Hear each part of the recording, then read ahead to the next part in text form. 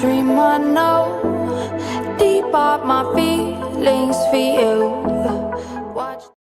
Hello reality viewers, welcome back again to Reality Latest Gist, the home of news and politics. For this channel, we dey drop news every day and we dey react to every videos wey comes our way. And na reality news now we dey drop for this channel, and we dey also dey talk am as e be. If today na the first time we say you dey come across this channel, you are highly welcome. Thank you so much for stopping by. And if you are returning subscribers, I appreciate all of una for una massive support to this channel. I say may God bless all of una in Jesus name. Amen. I get video where I want present to una this very moment, and I go to follow una, they watch the video. After we don't watch them together, make we drop our opinion constructively for the comment section. Like our videos and also share our videos if possible. Bye for now. Reports say the national chairman of Nigeria's ruling All Progressives Congress, Abdullahi Adamu, and the party's national secretary, Iyiola Omishori, have resigned from their positions. This came ahead of the National Working Committee meeting of the party, which held today. Adamu had fixed the National Working Committee meeting for July 17 prior to his resignation. Former acting national chairman of the All Progressives Congress, Hila Deta, joins us now to discuss the brewing crisis in the party, the just concluded National Working Committee meeting, the resignation of the principal officers, and the likely next point of action. Thanks so much for joining us on Newsday. Welcome to the program. Thank you very much for having me. Well, first of all, what more can you tell us about the resignation of Senator Abdullahi Adamu and Senator Iyiola Omishori? Were they forced, as has been speculated in some quarters, to resign? My take is that there is nothing, whether in the social or the mainstream media, that suggests that the chairman and the secretary were forced out of their seats. I think they came to the realization that it was time to honorably step aside. There is no crisis in the party. I have read severally in some newspapers that there are crises in the party. There are no crises in the party. The National Working Committee, as I hear, have had a very fruitful discussions and a very fruitful meeting today. That meeting is to precede the meeting of the neck of the party and the caucus of the party. And I think everything is as it should be. The national chairman having resigned, the deputy national chairman from his zone of the country takes over, which is Senator Kerry. So I don't think that there are crises. I don't think that there are cracks in the party because the national chairman and the national secretary has resigned. I think we might have to find another word to describe what is going on other than crisis. Certainly something is afoot in the party, as I'm sure you would agree. We're getting reports, this is from a newspaper, by the way, the news reports that some of the national chairman's sins were collected in order to get him to step aside in a forceful manner. They said the over 80 billion naira that was earned through the nomination of the sales of forms and expression of interest forms. They don't know where the money has gone. The absence of quarterly reports on the income expenditure of the party and some other crimes. Could you just tell us whether or not these are just allegations, or if there's any truth to them, and how the party plans to deal with this, especially if the two of them step aside, what will become of them politically speaking?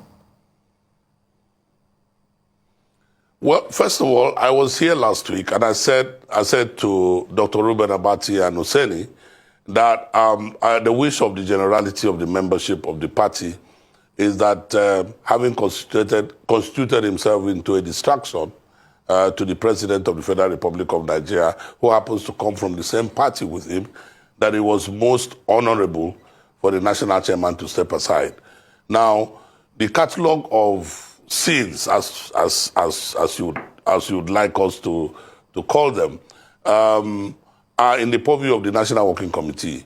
They have not come out to tell us that these allegations are true. And I believe that in due course, if these allegations are true, that the National Working Committee will address them.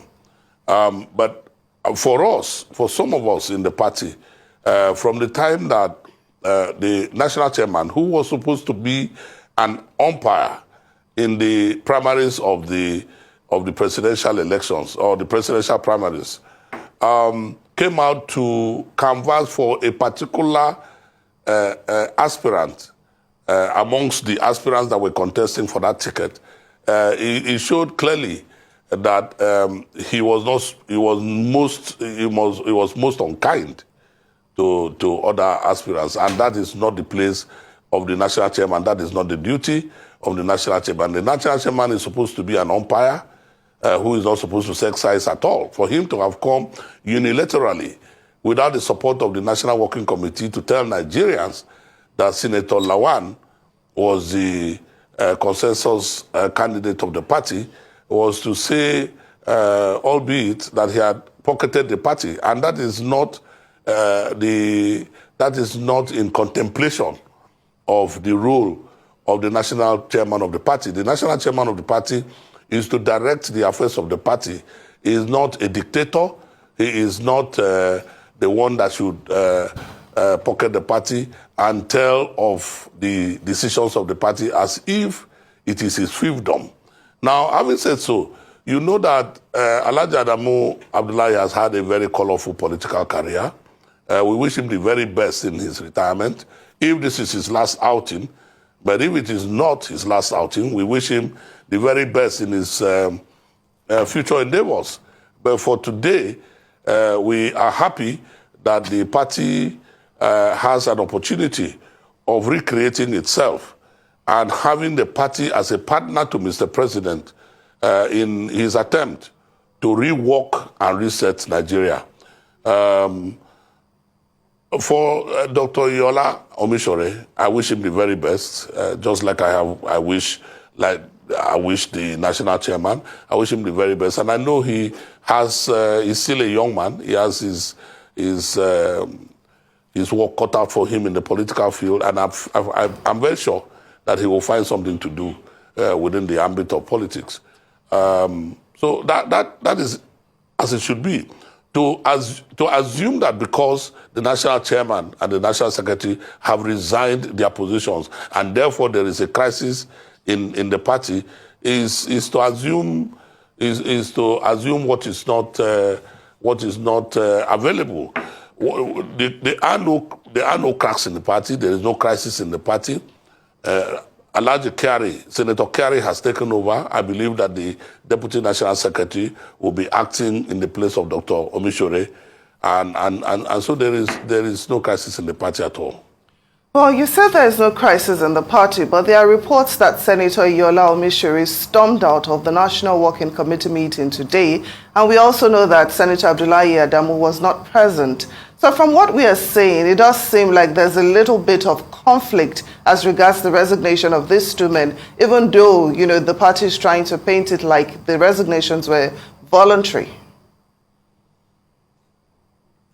Well, from what I hear, the information is that Dr. Omishore had resigned before the commencement of the meeting. So he could not have been a part of the meeting that he had resigned from. He had resigned his position as the secretary of the party, and so he could not have been a member of that meeting or a participant of that meeting. So there is nothing to suggest that he was stopped as a member of the NWC from attending the meetings of NWC. Mr. Omishore ceased to be a member of the NWC the moment he resigned his office. So there is no crisis. There is no crisis at all. I can assure you that the APC will fill the positions that have become vacant now in a very seamless manner. Media reports are also saying that it might have been the last straw for Senator Adamu, because when he denied knowing the emergence of the principal officers in the Senate and the House of Reps. He said he wasn't carried along and it wasn't of the party. A lot of people were saying that the blood was already in the water at the time. But now that we have these two resignations, obviously there will have to be a review, some kind of election, a midterm elective convention in order to get new principal officers. Is this good? Is this a step in the right direction? Fresh blood, new ideas? Is this more of what the APC is going for? Again, when I was here the last time, I had suggested that the president should look into the affairs of the party because this particular NWC is not his NWC. Now, a lot of meanings can be read to this statement that I have made. But the truth of the matter is that if the party is going to be a partner in the development of Nigeria, in what the president is trying to do, the opportunities and the excellencies and the processes that the president is trying to unlock in Nigeria, then he must have a party that is on the same page with him. He cannot have a party that is a distraction to him. Now, for the national chairman to have said that whatever was done in the National Assembly was a rumor to him, was to say the least very mischievous. Because the national chairman has a direct access to Mr. President.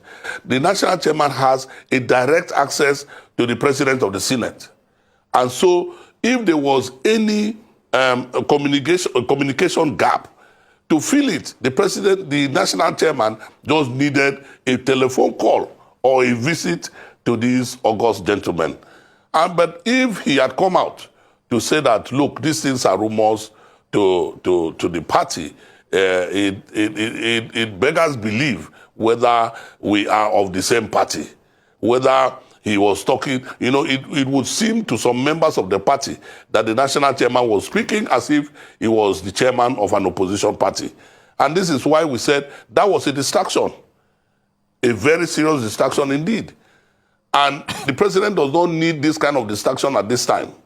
And so it was a good thing that the national chairman decided that it was time for him to go, and he left honorably. It is the best thing that has happened to him.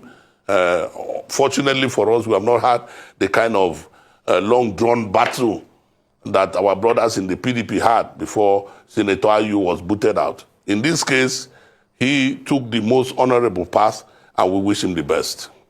Did he take the most honorable path without any form of persuasion from Mr. President?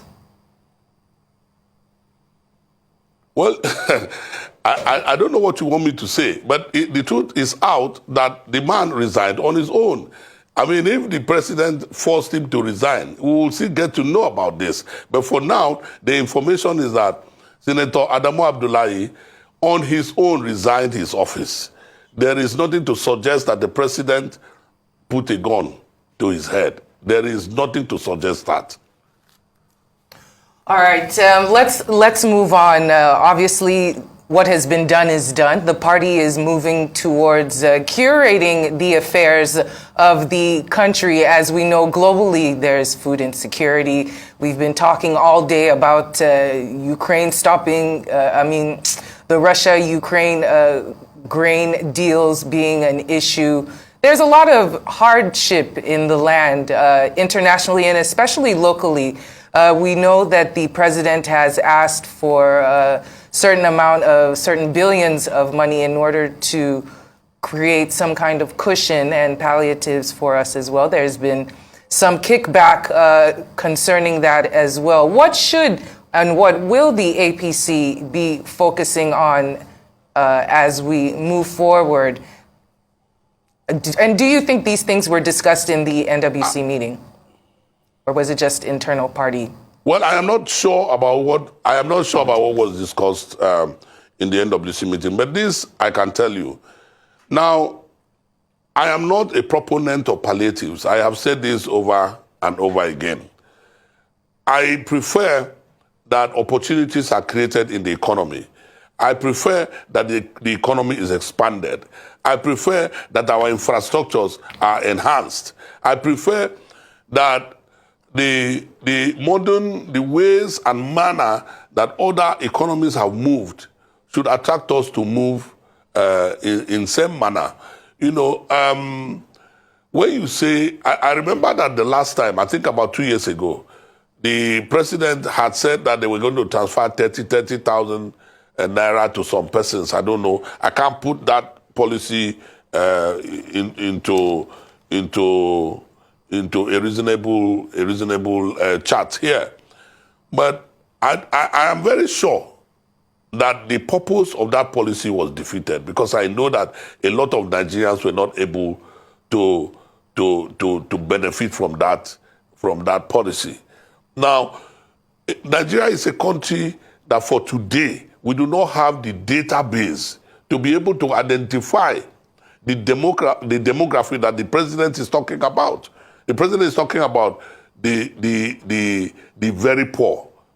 And how do we identify them? How do we reach them? This is my point. For now, I think that the country has to focus on the development of a database, a reliable database, in such a manner that if we have these kinds of programs, we can therefore depend on the database to lead us to where we need to go. For now, 500 billion, they're going to transfer 8,000 naira to a household. Which household are they talking about? You remember that there was some form of controversy even about school feeding when we were on lockdown because of COVID-19. You remember that episode? These are the kinds of things that happen when government throws money into the system and say that we are going to sort out a few persons in the country. Now, how many of those poor people are covered by BVN? How many of those poor people are covered by NIN? How can we now be sure that these 500 billion naira that has been budgeted will go to the poor as we have set out to do? So these are some of the questions that need some answers before we embark on this. I know that the president is in a hurry to alleviate the sufferings of the people, but it has to be properly worked out. That is, for me, I'm very happy because the president is more of a revenue man. And one of the problems that we have had in this country has been that we do not have enough revenue for Nigeria. So the best thing to do now is to focus on the expansion of the revenue base of Nigeria. Focus on the expansion of the industrial base of Nigeria. Focus on creating opportunities for the teeming youth of Nigeria. Focus on stopping the exportation of our jobs to China and importation of consumer goods to Nigeria. These are some of the things that I am very sure that the president is going to do, but I think that Nigeria should give him support and have some little bit of patience. These things are going to be done. Well, sometimes, when you ask Nigerians for patience, some analysts believe it seems the APC is actually taking advantage, of the resilience and can-do spirit of Nigerians. Some analysts say since 2015, that these Nigerians have suffered untold hardship under the APC. And in just less than 2 months, of this new administration, already you can see what we are going through with the fuel subsidy removal. According to the National Bureau of Statistics, 63% of Nigerians, or 133 million people, are multidimensionally poor. According to the World Health Organization, fewer than 4 million Nigerians were pushed into poverty in the first 6 months of this year, with another 7.1 million more expected to join the conundrum if fuel subsidy removal is not properly managed. So I ask you, as an APC chieftain, what hope really lies ahead, not the cold words of comfort, that government officials usually give? First of all, I am not a government official, so I'm not going to give you those kinds of words that come from a government official. I'm just telling you that this president is different. I do not want to go into the internal dynamics of what even us in the APC witnessed in the past 8 years. But what I can tell you is that this president has antecedents. And so when we ask Nigerians for patience, when we ask Nigerians for support, we do this knowing that he had done it before and that he will do it even better now because he has the benefit of hindsight, he has benefit of experience to even do better. Now, one of the problems that we have in Nigeria is that our source of revenue is so narrow and so small. And the expectations of a humongous population of about 200 people is such that that kind of revenue is completely insufficient to deal with the challenges of our society. So the thing to do is to find a way and expand the revenue base of the country. And now who is best suited to do this is the same man who did same in Lagos when he met Lagos at 600 million as internally generated revenue and left it at 15 billion. And today Lagos is generating over 55 billion. Now, why is revenue important? Revenue is important because when you talk about multi-dimensional poverty, you're talking about access to a lot of things that this revenue can fix for Nigeria. So, but he cannot do it in 2 months. I understand the pains of Nigerians. I am a Nigerian, so I also go through these pains. I have family members who go through these pains. We understand this, but we can only ask for patience and for support for this president. We know that he is going to do it. Now, if you have seen, one of the few things that he has done is to set up a committee to look into our tax regime. The people who ought to pay tax most governments in the world predicate their development on taxation. But in Nigeria, most people who ought to pay tax are strolling our streets and driving the best of cars and living in the best of houses, not paying tax. We need to focus on all of these kinds of reforms to expand that tax base, as I have said before, so that we can fund areas that will mitigate against poverty. So that is why there is nothing else that one can say at this time, except to say that, look, this man has the capacity. He has shown it before. And so if you give him a little time, he is going to do it again. So if he did right, wanna still leave on a comment below. If he did bad, wanna still leave on a comment below. Wanna remember, say everybody gets freedom of speech. Okay? Alright. Thank you very much.